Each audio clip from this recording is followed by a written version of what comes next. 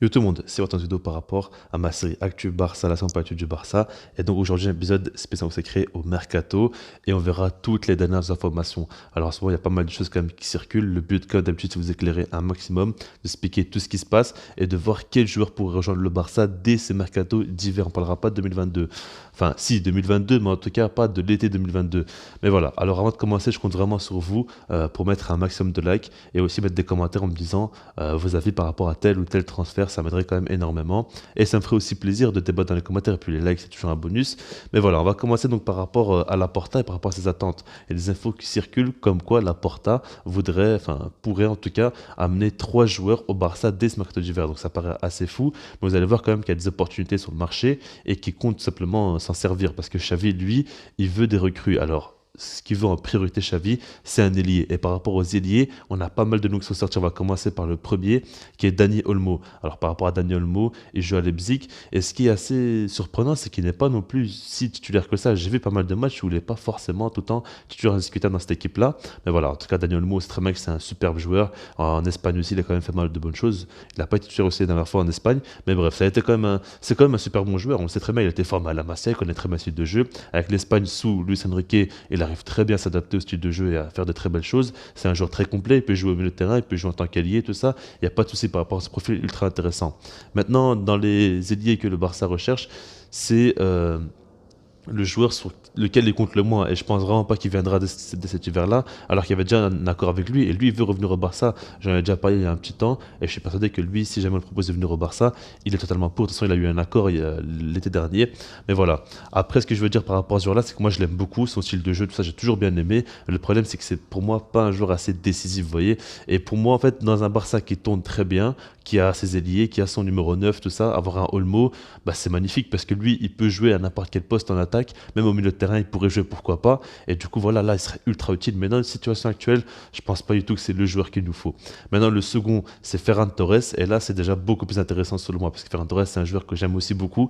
Et lui, son profil, il est très très intéressant parce qu'il peut jouer en tant qu'ailier droit comme ailier gauche. Il peut aussi jouer en tant que faux numéro 9. Il a fait pas mal de fois, que ce soit avec l'Espagne ou surtout avec Manchester City et sous Pep Guardiola. Et puis, ce qui est fou avec lui, c'est qu'il est coaché par Pep Guardiola en club et par Luis Enrique en sélection.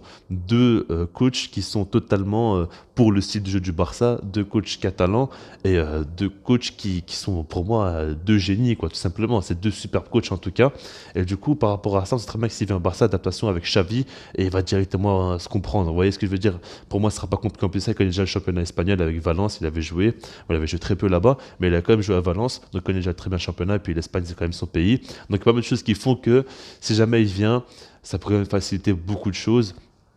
Et en plus de ça, son profil est vraiment intéressant. Parce que comme je dis, il peut jouer en tant qu'ailier comme en tant que faux numéro 9. C'est-à-dire que par exemple, si Memphis Depay, on voit qu'il est plus performant à gauche, ben on mettra tout simplement Ferran Torres en faux numéro 9. Donc voilà quoi, il peut clairement faire l'affaire.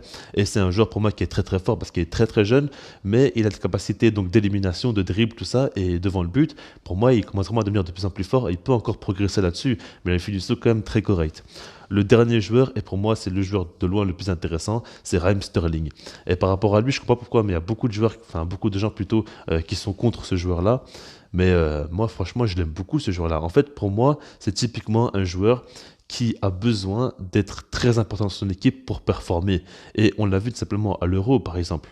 Quand à l'Euro, on a vu qu'il était très important, il a joué tous les matchs en tant que titulaire, tout ça, il était vraiment le joueur en attaque avec Harry Kane le plus important.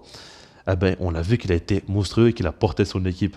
Quand par exemple Guardiola faisait jouer Sané et Sterling et que c'était vraiment ces deux ailiers qui faisaient le plus jouer, ah ben Sterling avait fait de très grosses saisons. Il avait mis ses meilleures saisons au niveau des statistiques, tout ça.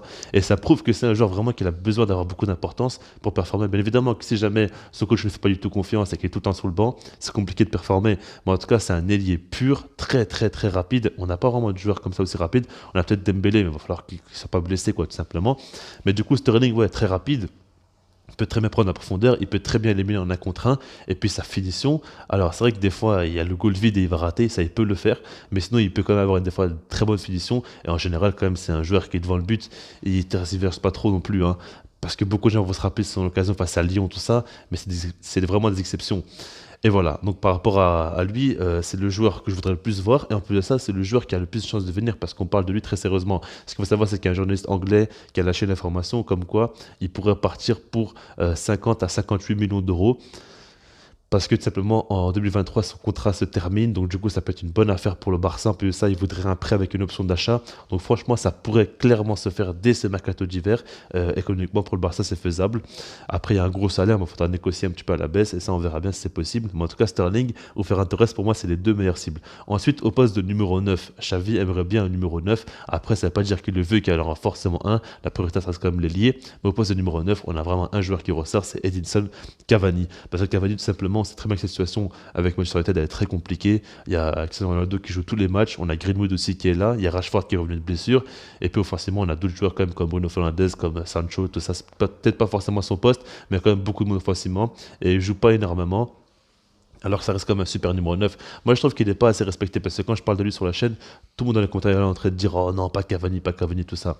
Ce qu'il faut dire, c'est que si jamais il vient, c'est parce qu'Aguero ne pourra pas être disponible parce que c'est possible qu'Aguero prenne sa retraite. Il a des problèmes cardiaques en ce moment, on le sait. Et du coup, c'est compliqué pour lui. Est-ce qu'il va continuer ou pas sa carrière de footballeur alors qu'il est déjà vers la fin? Est-ce qu'il va prendre le risque encore ou non? Ça, on ne sait pas trop. Mais si jamais il prend sa retraite, Aguero, ah ben, Cavani pourrait très bien le remplacer. Et après, si jamais il vient, bien évidemment que ce serait pour moi en tout cas que si jamais il y a un petit prêt, si jamais il y a un contrat très très court pour lui où le Barça ne va pas prendre des risques tout simplement. Mais en tout cas à très court terme, Cavani, on sait très bien qu'il va directement nous apporter, c'est un pur numéro 9 et on a besoin d'un profil comme ça. Si jamais Braithwaite s'est blessé et Agüero n'est pas là, tout ça, on a besoin quand même d'un joueur comme ça qui pourrait nous faire du bien. Et puis Cavani, ça reste quand même un très bon numéro 9. On sait que devant le but, il peut mettre des buts et tout ça. C'est un 9 tout simplement. Et pour moi, je trouve ça c'est dommage que les gens ne le respectent pas assez. Mais voilà, maintenant on va passer au milieu de terrain avec Donny van de Beek. Et par rapport à lui, donc il est en tout cas très intéressé par l'idée de venir au Barça et il intéresse aussi le Barça. En plus, il connaît déjà très bien Frenkie de Jong, tout ça. Même un fils de paille, on sait très bien. Mais le truc, c'est que lui, il a une situation très compliquée à United, encore une fois. C'est encore un joueur de là-bas qui n'a pas de temps de jeu. Par rapport à Cavani, c'est compréhensible parce qu'il y a beaucoup de concurrence, tout ça. Mais non, mais le terrain, je suis désolé, mais les Fred, McTominay, tout ça, c'est en dessous de Van de Beek. Et je comprends pourquoi Solskjaer ne fait pas jouer. Mais en tout cas, je suis persuadé qu'au bout d'un moment, il va commencer à le faire jouer, puis il va regretter de ne pas l'avoir fait jouer depuis tout ce temps. Mais en tout cas, à l'heure actuelle, il a très très peu de temps de jeu, voire quasi aucun temps de jeu, tout simplement. Je crois que cette saison, il a joué à peine 40 minutes de jeu ou 50 minutes comme ça. J'avais vu, mais bon, j'ai un peu oublié. Mais voilà, par rapport à Van de Beek, maintenant, lui, il veut revenir, enfin, il veut venir au Barça, pardon. J'ai l'impression que c'est déjà un joueur du Barça. Mais voilà, on sait très bien que c'est un joueur qui a joué à l'Ajax Amsterdam, qui a réussi très très bien à s'imposer là-bas. Il a fait d'excellentes saisons. C'est un style de jeu qui correspond un peu, enfin, qui ressemble à peu près au Barça. Donc, il pourrait faire de belles choses aussi au Barça. Et là-dessus, on n'a pas d'autres. C'est très bien qui pourrait s'imposer dans le style de jeu. En plus de ça, de Xavi, ça pourrait très bien marcher. Maintenant, le truc, c'est comme le terrain, on a quand même énormément de monde. Après, ce qu'il faut dire, c'est qu'on a beaucoup de pépites aussi. Et c'est vrai qu'un joueur confirmé comme ça peut être intéressant. Maintenant, vu qu'il joue plus depuis plus d'un an, c'est compliqué. Et pour moi, franchement, dans la situation actuelle, le Barça ne doit pas recruter un milieu de terrain. Moi, je préfère qu'il fasse confiance aux jeunes plutôt que recruter un Van de Beek. Il faudra un petit peu le relancer, le remettre en confiance. Si jamais pour moi on recrute un joueur, c'est un joueur qui est déjà là, qui pourra directement apporter une plus-value. Après, ça veut dire que Sterling aussi n'est plus du tout en confiance ou quoi. Maintenant, Sterling, c'est un top joueur et pour moi, j'ai pas de doute par rapport à lui. Maintenant, Van de Beek, c'est pas que j'ai des doutes, j'aime beaucoup ce joueur-là, tout ça. Mais pour moi, on a déjà quand même beaucoup de joueurs au milieu de terrain qui peuvent faire l'affaire et c'est pas du tout une priorité.